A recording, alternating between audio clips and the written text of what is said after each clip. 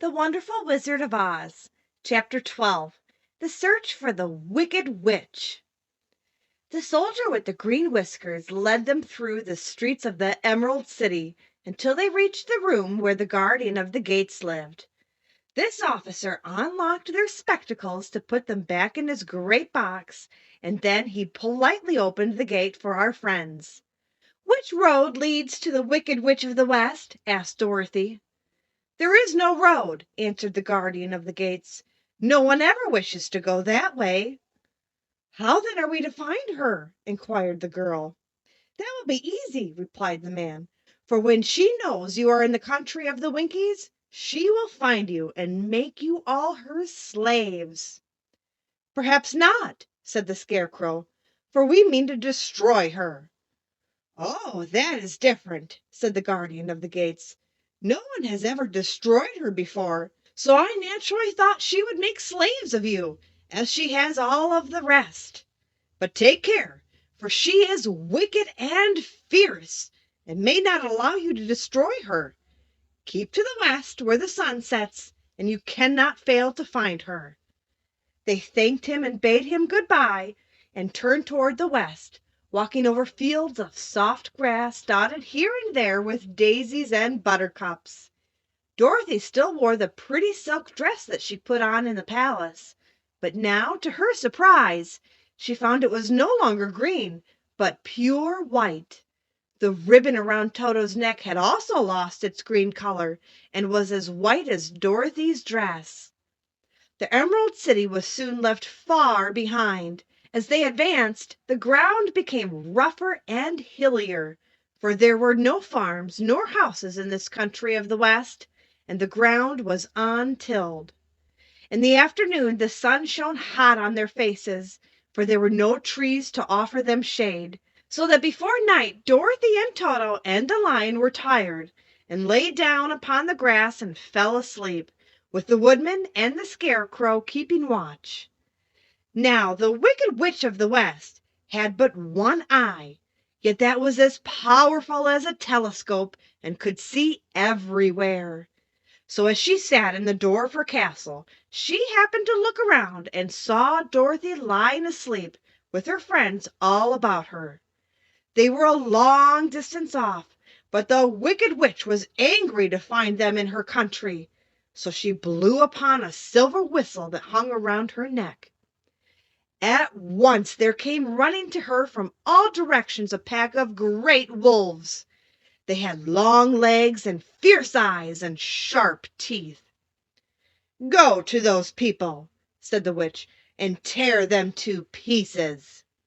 "Are you not going to make them your slaves?" asked the leader of the wolf. "No," she answered. "One is of tin, and one is of straw, and one is a girl and another a lion. None of them is fit to work, so you may tear them into small pieces." "Very well," said the wolf, and he dashed away at full speed, followed by the others. It was lucky the Scarecrow and the Woodman were wide awake and heard the wolves coming. "This is my fight," said the Woodman, "so get behind me, and I will meet them as they come." He seized his axe, which he had made very sharp, and as the leader of the wolf came on, the Tin Woodman swung his arm and chopped the wolf's head from its body, so that it immediately died. As soon as he could raise his axe, another wolf came up, and he also fell under the sharp edge of the Tin Woodman's weapon. There were 40 wolves, and 40 times a wolf was killed, so that at last they all lay in a dead heap before the Woodman. Then he put down his axe and sat beside the Scarecrow, who said, "It was a good fight, friend." They waited until Dorothy awoke the next morning. The girl was quite frightened when she saw the great pile of shaggy wolves, but the Tin Woodman told her all. She thanked him for saving them and sat down to breakfast, after which they started again upon their journey. Now this same morning the Wicked Witch came to her door of her castle and looked out with her one eye that could see far off. She saw all her wolves lying dead, and the strangers still traveling through her country. This made her angrier than before, and she blew her silver whistle twice. Straightway a great flock of wild crows came flying toward her, enough to darken the sky. And the wicked witch said to the King Crow, "Fly at once to the strangers, peck out their eyes, and tear them to pieces." The wild crows flew in one great flock toward Dorothy and her companions. When the little girl saw them coming, she was afraid. But the Scarecrow said, "This is my battle, so lie down beside me, and you will not be harmed." So they all lay upon the ground except the Scarecrow, and he stood up and stretched out his arms. And when the crows saw him, they were frightened, as these birds always are by scarecrows, and did not dare to come any nearer. But the King Crow said, "It is only a stuffed man. I will peck out his eyes." The King Crow flew at the Scarecrow, who caught it by the head and twisted its neck until it died. And then another crow flew at him, and the Scarecrow twisted its neck also. There were 40 crows, and 40 times the Scarecrow twisted a neck, until at last all were lying dead beside him. Then he called to his companions to rise, and again they went upon their journey. When the wicked witch looked out again, she saw all her crows lying in a heap. She got into a terrible rage, and blew 3 times upon her silver whistle. Forthwith there was heard a great buzzing in the air, and a swarm of black bees came flying toward her. "Go to the strangers and sting them to death," commanded the witch, and the bees turned and flew rapidly until they came to where Dorothy and her friends were walking. But the woodman had seen them coming, and the Scarecrow had decided what to do. "Take out my straw and scatter it over the little girl and the dog and the lion," he said to the woodman, "and the bees cannot sting them." This the woodman did, and as Dorothy lay close beside the lion and held Toto in her arms, the straw covered them entirely. The bees came and found no one but the woodman to sting, so they flew at him and broke off all their stings against the tin without hurting the woodman at all. And as bees cannot live when their stings are broken, that was the end of the black bees, and they lay scattered thick about the woodman, like little heaps of fine coal. Then Dorothy and the lion got up, and the girl helped the Tin Woodman put the straw back into the Scarecrow again, until he was as good as ever. So they started upon their journey once more. The wicked witch was so angry when she saw her black bees in little heaps like fine coal, that she stamped her foot and tore her hair and gnashed her teeth. And then she called a dozen of her slaves, who were the Winkies, and gave them sharp spears, telling them to go to the strangers and destroy them. The Winkies were not a brave people, but they had to do as they were told, so they marched away until they came near to Dorothy. Then the lion gave a great roar and sprang towards them, and the poor Winkies were so frightened that they ran back as fast as they could. When they returned to the castle, the wicked witch beat them well with a strap and sent them back to their work, after which she sat down to think what she should do next. She could not understand how all her plans to destroy these strangers had failed, but she was a powerful witch as well as a wicked one, and she soon made up her mind how to act. There was in her cupboard a golden cap, with a circle of diamonds and rubies running around it. This golden cap had a charm.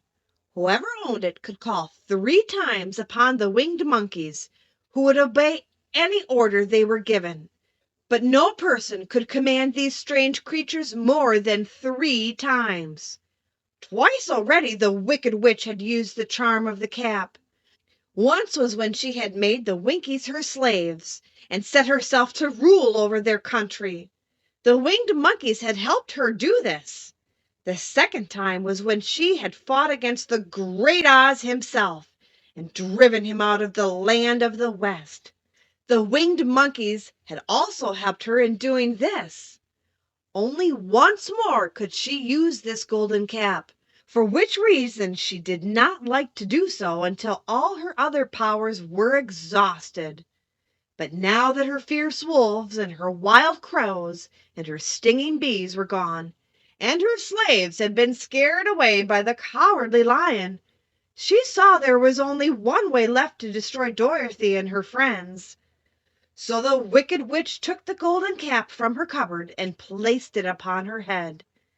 Then she stood upon her left foot and said slowly, "Appy, Pappy, Cacky." Next she stood upon her right foot and said, "Hillo, holo, hello." After this she stood upon both feet and cried in a loud voice, "Zizzy, zoozy, zeek." Now the charm began to work. The sky was darkened, and a low rumbling sound was heard in the air. There was a rushing of many wings, a great chattering and laughing, and the sun came out of the dark sky to show the wicked witch surrounded by a crowd of monkeys, each with a pair of immense and powerful wings on his shoulders. One, much bigger than the others, seemed to be their leader. He flew close to the witch and said, "You have called us for the third and the last time. What do you command?" "Go to the strangers who are within my land and destroy them all except the lion," said the wicked witch. "Bring that beast to me, for I have a mind to harness him like a horse and make him work." "Your commands shall be obeyed," said the leader. Then, with a great deal of chattering and noise, the winged monkeys flew away to the place where Dorothy and her friends were walking. Some of the monkeys seized the Tin Woodman and carried him through the air until they were over a country thickly covered with sharp rocks. Here they dropped the poor Woodman, who fell a great distance to the rocks, where he lay so battered and dented that he could neither move nor groan.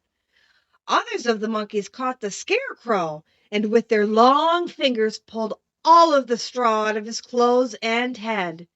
They made his hat and boots and clothes into a small bundle and threw it into the top branches of a tall tree.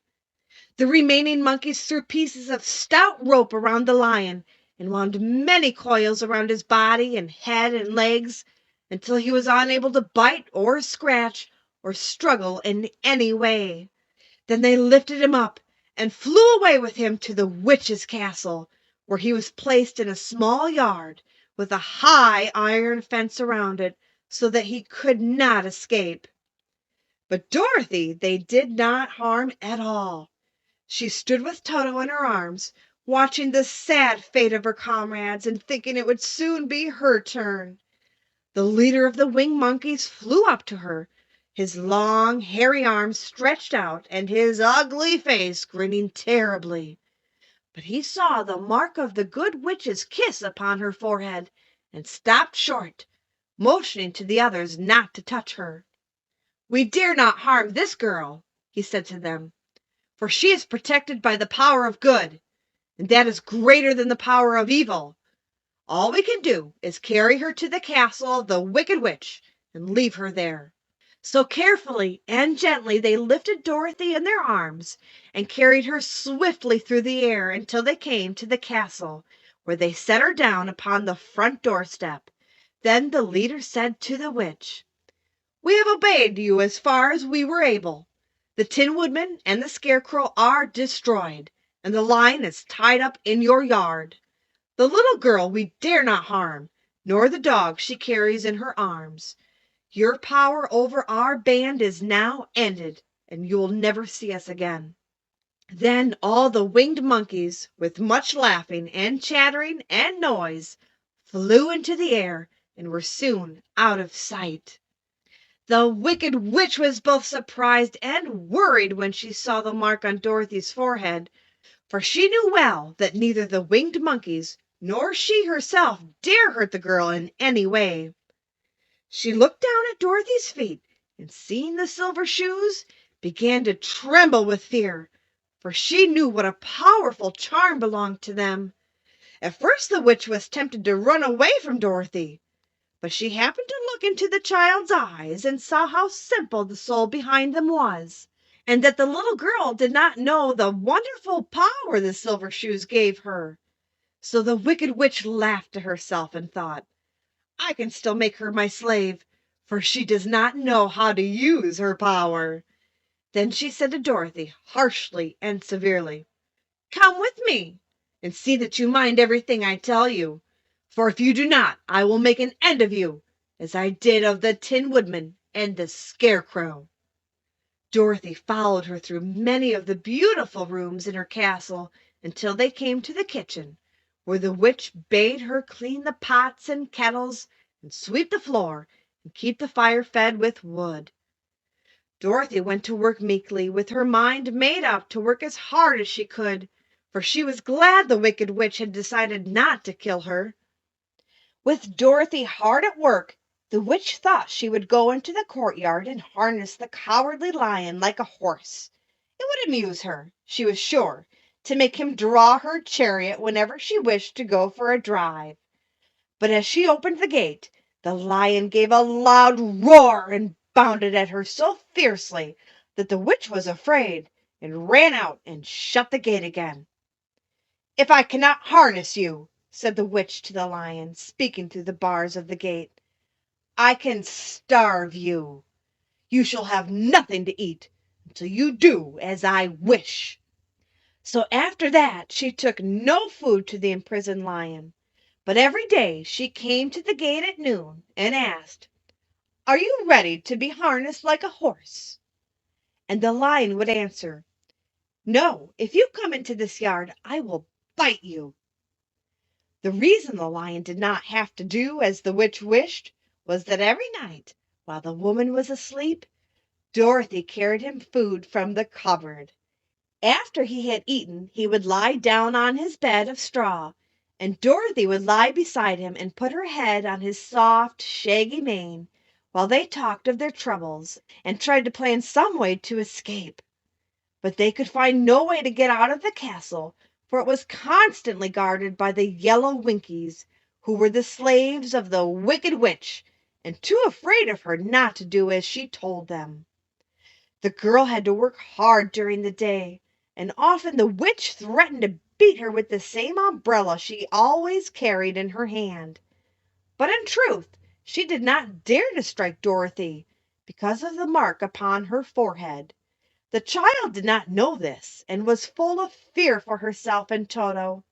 Once the witch struck Toto a blow with her umbrella, and the brave little dog flew at her and bit her leg in return.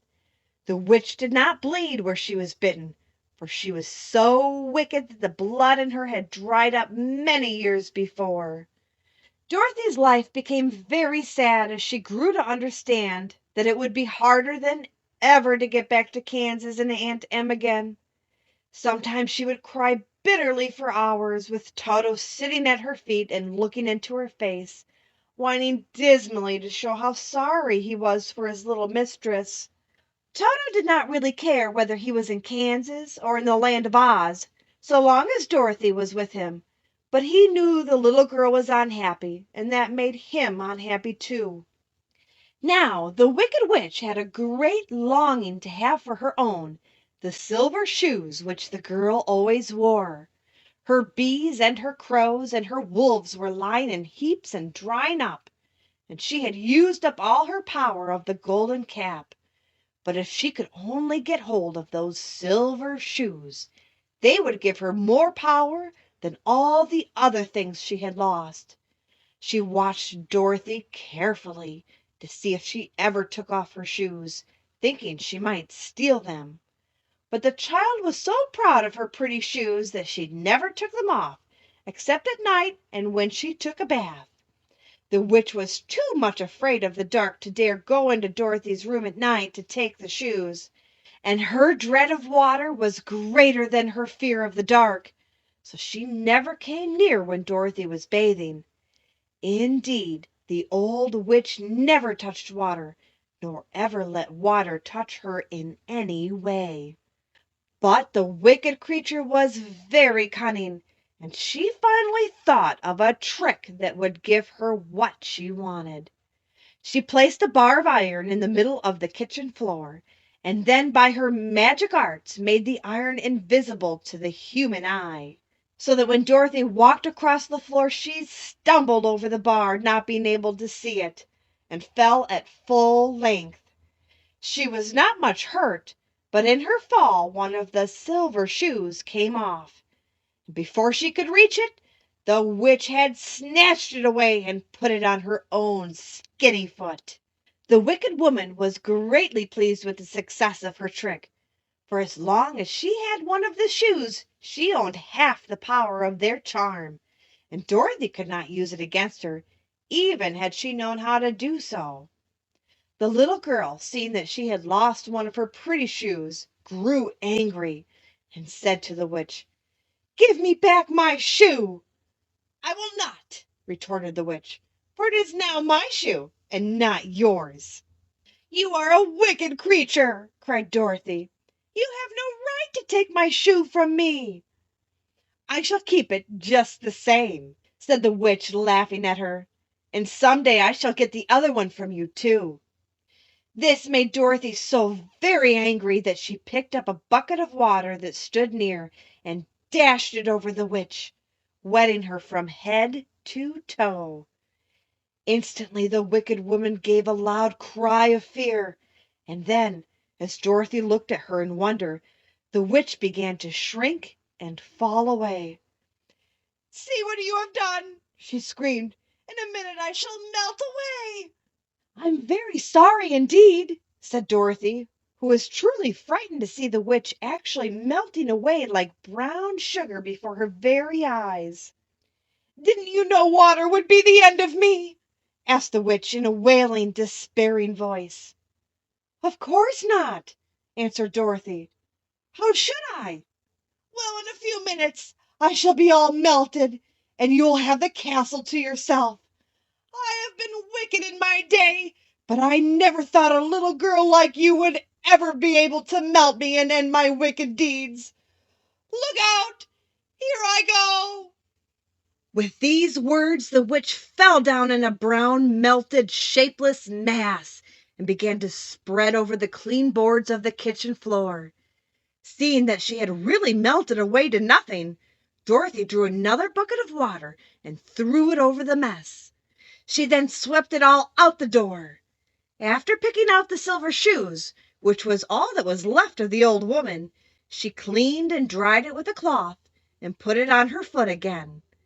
Then, being at last free to do as she chose, she ran out to the courtyard to tell the lion that the wicked witch of the West had come to an end, and that they were no longer prisoners in a strange land.